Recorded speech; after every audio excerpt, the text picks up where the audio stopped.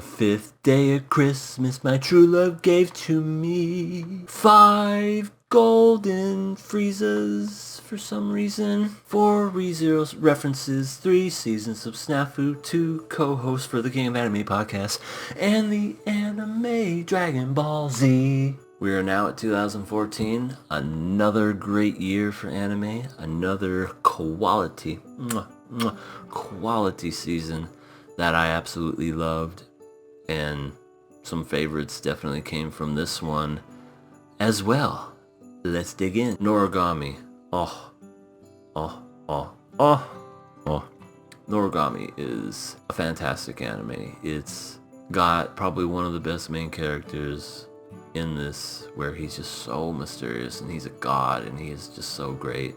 And he has people that can turn into weapons, and he's just like a god that's kind of fallen on hard times, but he has a past that's just absolutely insane.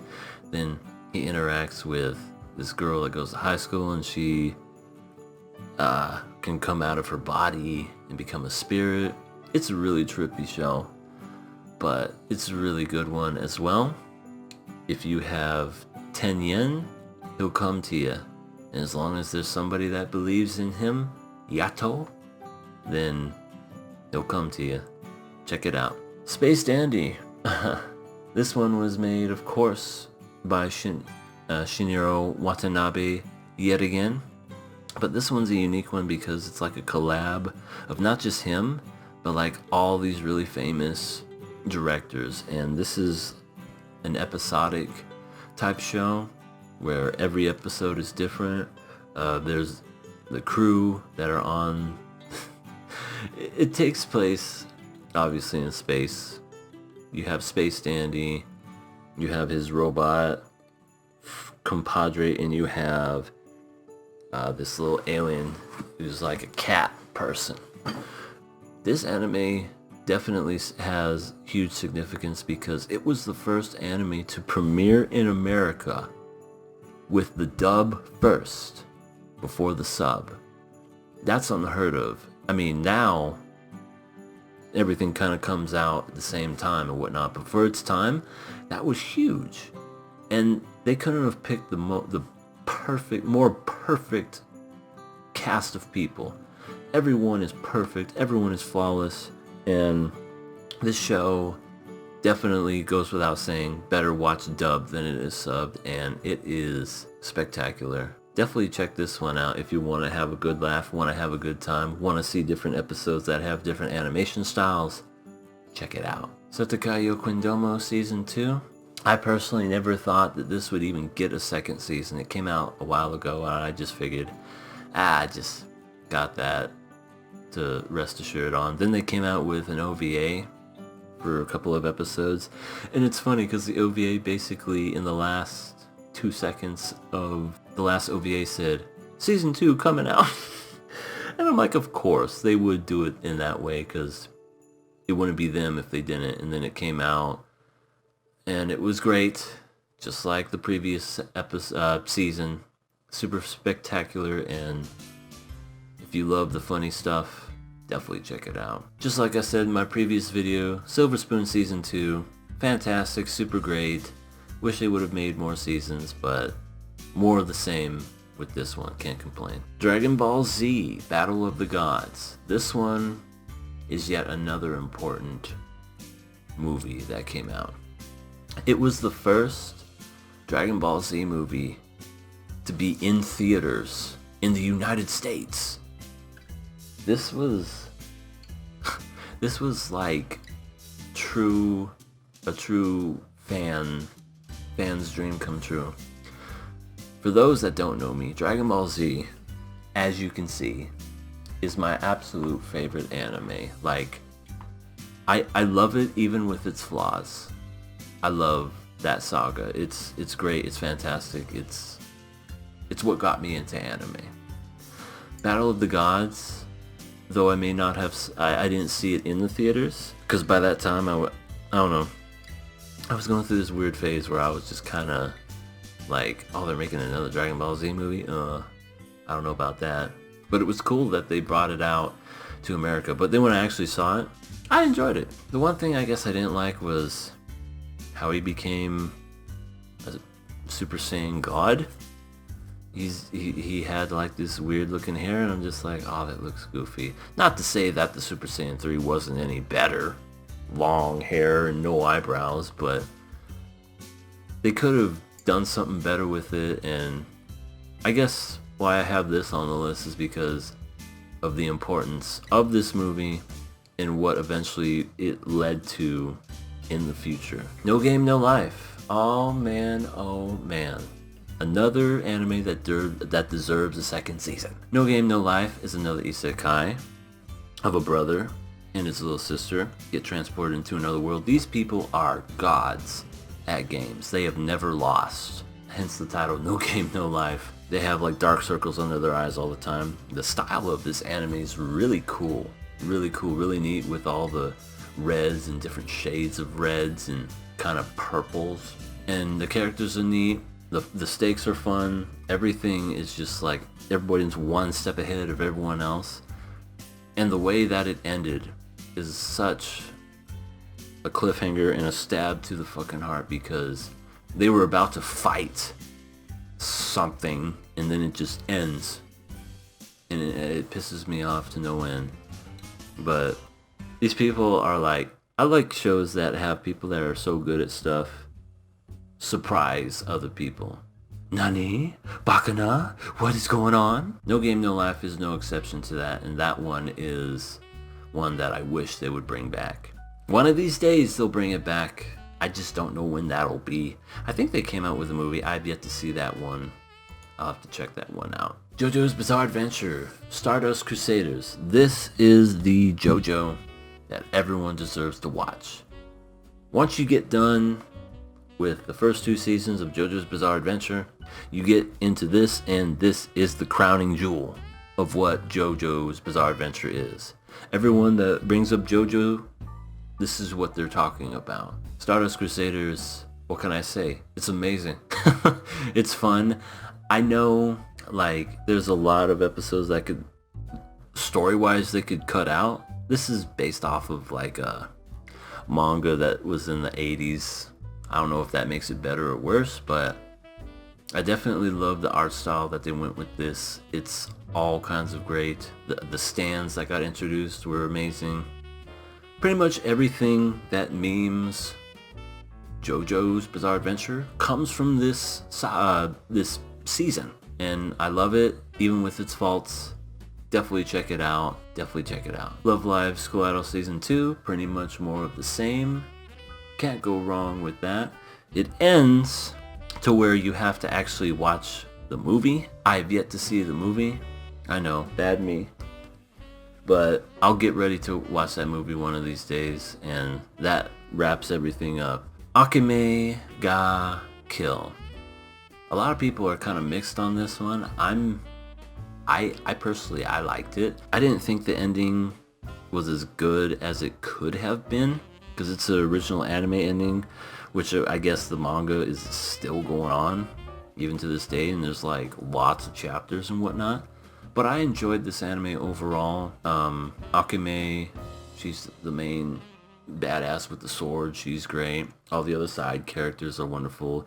The main dude that comes in, he's not a weak chump, but he's pretty cool. But for me, the best character out of all this is none other than mother flippin' Esdeath.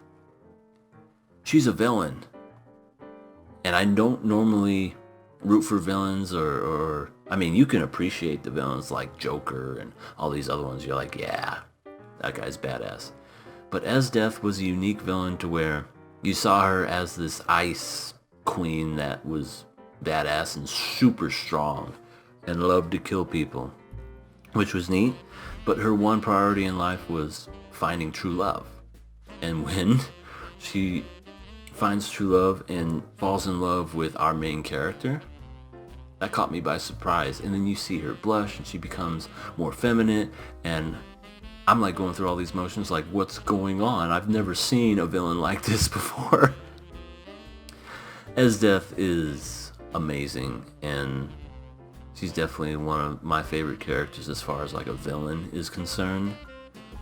And overall, the show, while the ending could have been better, I enjoyed the fact that, and this is going to be a little bit of a spoiler, so I'm sorry people, that they were not afraid to kill off characters. Like, I was watching Game of Thrones around this time, and this was back when Game of Thrones was still good. So when I saw that same feeling about they weren't afraid to kill off both good guys and bad guys like nothing, I had high hopes for it, because that to me shows a lot, to where it's like you get people invested in this character and then it dies. That's much more powerful. You know, you have Bleach where they like heal them back to life, or Dragon Ball Z where they wish them back to life, so there's no consequences there. In Akame ga Kill, they die, they're dead, and I appreciated that. Ending could have been way better, and some of the way that some of the characters died almost seemed dumb, in my opinion. Especially the one, oh God, I can't remember her name, but she was like the cat lady with the claws, and she like passed out in an alleyway and bled to death. I was like, really? She had been with you the whole time, and that's how you kill her off? Not even in a blaze of glory? But overall, I enjoyed this. The ending was okay, but overall, it was fun. Check it out. Terra in Residence. This is another Shinichiro Watanabe anime that I feel gets passed over quite a bit. It was only 11 episodes. It dealt with terrorism and these group of kids that grew up to be really, really smart. They were a part of some like experiment and whatnot. But overall, this was a fantastic show. The English is pretty bad, because there was like a scene where these Japanese people were supposed to be talking to these American people, and like you could just tell. Like sometimes the English can be good, and sometimes it's just like what happened in this show. It was just very, very, very bad. But overall, I enjoyed it. Animation, top quality. It's not my favorite of his, for sure, but he had a hell of a year in 2014. That's for sure. Check it out. Monthly Girls Nusaki-kun. Oh my god. Can we please have a second season of this show? This show was spectacular. Fantastic. We have our main girl who freaking confesses her love to this guy, Nusaki-kun, and he goes and gives her an autograph because he thinks that she's saying that she loves his work. And first she didn't even know he was like a manga artist, and he was just like, "Oh, you're a fan? Here you go." She's like, "The person I asked out just gave me an autograph," and it's funny, and the characters are fantastic, and the dynamic between them is so great. I just wish that they could make a second season of this already. It needs it badly. Free Eternal Summer. This is the one where I said it had the better story, and it even had a scene where one of the characters went back to Australia because that's where they stayed for the summer, and we had actual legit Australians talking, which to me was cool because they were speaking and it was pure Australian. Like, it wasn't English. I thought that was kind of cool. And overall, it was basically saying, you won't be doing this forever, but you will enjoy what you have now because life is short. And I love that came out of that story. So I never watched the other ones that came after this, but I enjoyed this, and I called it a day after that. Space Dandy Season 2 was more of the same, except the last 2 episodes ended the series, and it also explained all the different scenarios that happened throughout the season. This was pretty neat because the first, like in the winter or spring, that's when we got the first half of Space Dandy, and then Space Dandy Season 2 came out in the summer, which I thought was neat how they just kind of cut it up like that. Nice even pacing and whatnot, and they kind of left it open at the end if they were going to make more Space Dandy. If they ever decide to make more, I would watch it in a heartbeat. Space Dandy is fun and exciting, and I can't say enough about this show other than it's fantastic. Ping Pong, the animation, is the best sports anime ever made. It doesn't matter about the volleyball one, the basketball one, the football one, the baseball one. If you like those shows, that's good. But for me, Ping Pong the animation is the absolute best. And here's why. Ping Pong the animation is not just about ping pong. Ping pong is a good part of this show, but the show is so much more than just ping pong. It's about life. It's about growing up. It's about not giving up. It's about what happens if you give up. It's about enjoying what you have. It's about looking back and seeing what could have been. There's every scenario in this show that's absolutely perfect, and every situation that tells a story that you can latch onto and go, I agree with that, I've done that, I've been there. Characters are fantastic. The animation style is unique, and some people might be turned off by it, but I love the animation style. It is so different and so unique and just non-traditional. It's fantastic. It's great. It's great. It's great. It's great. And for 11 episodes, this is like the perfect show to like watch on a weekend and just enjoy what you see. I cannot praise this show any more than I have. Go watch out Ping Pong the animation. You will not regret it. Parasite The Maximum. When this show came out, it was absolutely fantastic. I loved it. I enjoyed it. Freaking this parasite grew inside of main character's hand, and he kind of stopped it and then went back to sleep, which is kind of weird, but he has this little parasite in his hand that can turn into like weapons and all these other things, and it talks to him, which is crazy. Bloody action. Great story of basically humans becoming parasitic and the parasite becoming more human. I love that contrast. The difference between learning how humans are through their faults and what a parasite sees them as. It was really cool, really fun. If you haven't checked it out, definitely check it out. The intro alone is worth checking it out. It was so good. They kept it throughout all 25 episodes. Usually sometimes if it changes halfway, they'll change the song. They didn't even bother to change the song. They kept the song in the whole time, and it is great. The Fruits of Gracia. This is based off of a hentai game. But hear me out. This show is fun because of the fact that the main character is one of the best main characters in any harem, period. Because he's not one of those guys that when presented with a naked woman in front of him, he just cowers in fears and goes, oh, I don't know what to do. No. He goes, come here. I'm gonna plant you one right on those lips. And then he kisses her. It's so fucking great to see a character that's like that in a harem versus the cowardly ones. It is fantastic, and that's what definitely made me appreciate the show more because of that. Other than that, the show's weird. It's, all the women are crazy. They're all at this school and they're like psychopaths, and yet for some reason he wins all of their love even though they're all crazy. So weird, so insane. Definitely check it out. When supernatural battles become commonplace. This was Trigger's, I guess you could say, second anime to come out of the studio. How could you follow up Kill la Kill? To be honest, even to this day, you can't. You can't follow it up. But this anime, I thought, was really nice. It was very unique, and I felt like it never got the sequel that it deserved. We just had this one season, and it was these characters that just got superpowers out of nowhere. It was never explained, and even the show itself, they hardly really even used the superpowers, so it's almost as if they never needed them, but whenever they did use them, it made sense. But overall, this one was fun. It was overall neat.